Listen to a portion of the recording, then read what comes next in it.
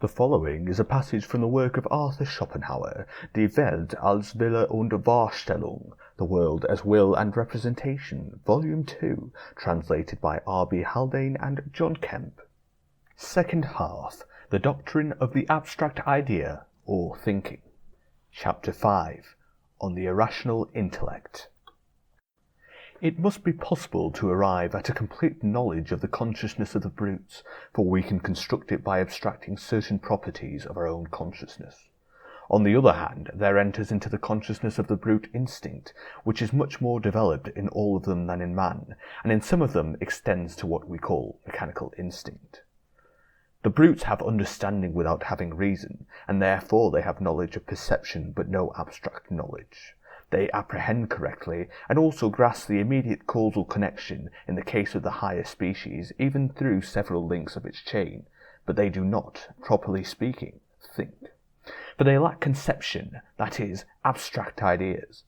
The first consequence of this, however, is a want of a proper memory, which applies even to the most sagacious of the brutes, and it is just this which constitutes the principal difference between their consciousness and that of men.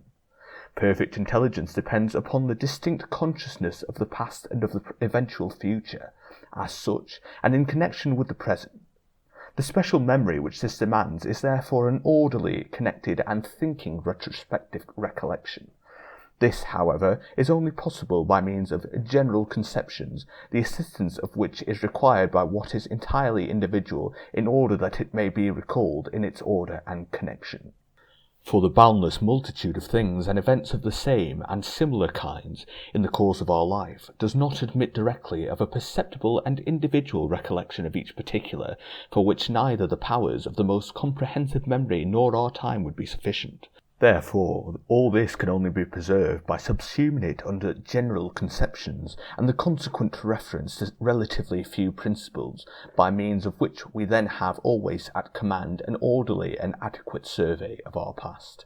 We can only present to ourselves in perception particular scenes of the past, but the time that has passed since then and its content we are conscious of only in the abstract by means of conceptions of things and numbers which now represent days and years together with their content. The memory of the brutes, on the contrary, like their whole intellect, is confined to what they perceive, and primarily consists merely in the fact that a recurring impression presents itself as having already been experienced, for the present perception revivifies the traces of an earlier one. Their memory is therefore always dependent on what now is actually present. Just on this account, however, this excites anew the sensation and the mood which the earlier phenomenon produced. Thus the dog recognizes acquaintances, distinguishes friends from enemies, easily finds again the path it has once travelled, the houses it has once visited, and at sight of a plate or a stick is at once put into the mood associated with them. All kinds of training depend upon the use of this perceptive memory and on the force of habit, which in the case of animals is especially strong. It is therefore just as different from human education as perception is from thinking. We ourselves are, in certain cases, in which memory proper refuses us its service, confined to that merely perceptive recollection, and thus we can measure the difference between the two from our own experience. For example, at the sight of a person whom it appears to us we know, although we are not able to remember when or where we saw him, or again, when we visit a place where we once were in early childhood, that is, while our reason was yet undeveloped, and which we have therefore entirely forgotten, and yet feel that the present impression is one which we have already experienced. This is the nature of all the recollections of the brutes. We have only to add that in the case of the most sagacious this merely perceptive memory rises to a certain degree of fantasy, which again assists it, and by virtue of which, for example, the image of its absent master floats before the mind of the dog, and excites a longing after him, so that when he remains away long it seeks for him everywhere. Its dreams also depend upon this fantasy. The consciousness of the brutes is accordingly a mere succession of presents, none of which, however, exist as future before they appear, nor as past after they have vanished, which is the specific difference of human consciousness. Hence, the brutes have infinitely less to suffer than we have, because they know no other pains but those which the present directly brings. But the present is without extension, while the future and the past, which contain most of the causes of our suffering, are widely extended, and to their actual content there is added that which is merely possible, which opens up an unlimited field for desire and aversion. The brutes, on the contrary, undisturbed by these, enjoy quietly and peacefully each present moment, even if it is only bearable. Human beings of very limited capacity perhaps approach them in this. Further, the sufferings which belong purely to the present can only be physical. Indeed, the brutes do not, properly speaking, feel death. They can only know it when it appears, and then they are already no more. Thus, then, the life of the brute is a continuous present. It lives on without reflection, and exists wholly in the present. Even the great majority of men live with very little reflection.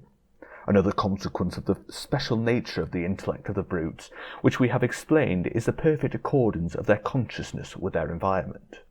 Between the brute and the external world there is nothing, but between us and the external world there is always our thought about it, which makes us often inapproachable to it and it to us. Only in the case of children and very primitive men is this wall of partition so thin that in order to see what goes on in them we need only to see what goes on around them. Therefore the brutes are incapable alike of purpose and dissimulation. They reserve nothing.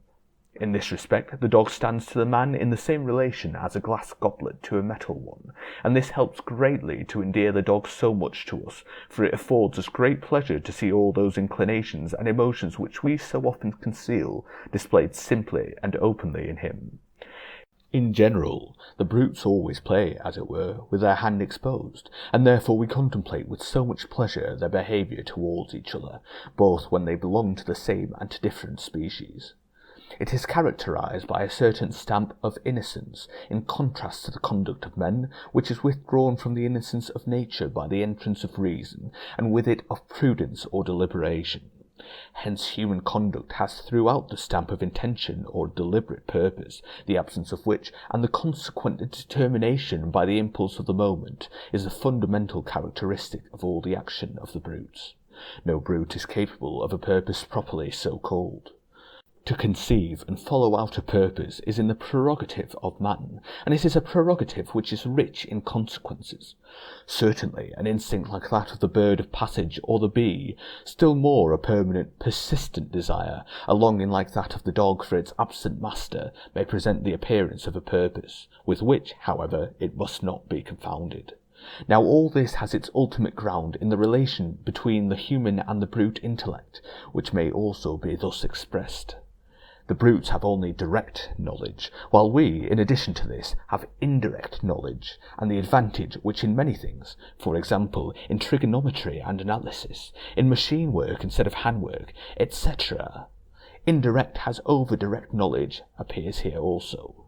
Thus again we may say the brutes have only a single intellect, we a double intellect, both perceptive and thinking, and the operation of the two often go on independently of each other.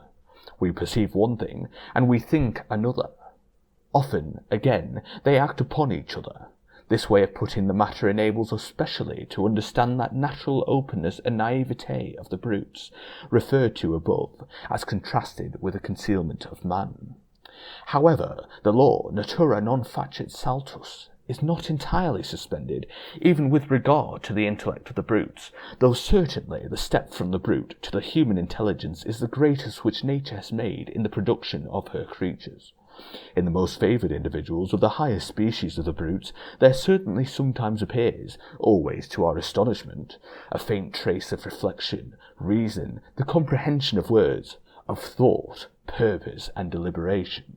The most striking indications of this kind are afforded by the elephant, whose highly developed intelligence is heightened and supported by an experience of a lifetime which sometimes extends to 200 years.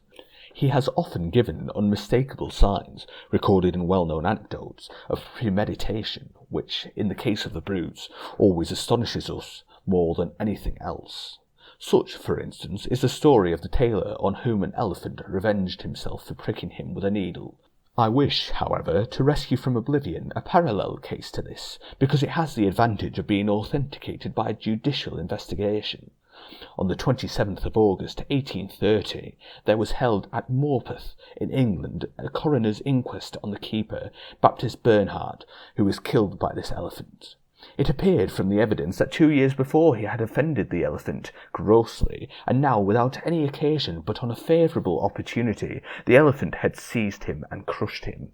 For special information on the intelligence of brutes, I recommend Leroy's excellent book, Sur l'intelligence des animaux, Nouvelle édition, 1802. End of Chapter 5.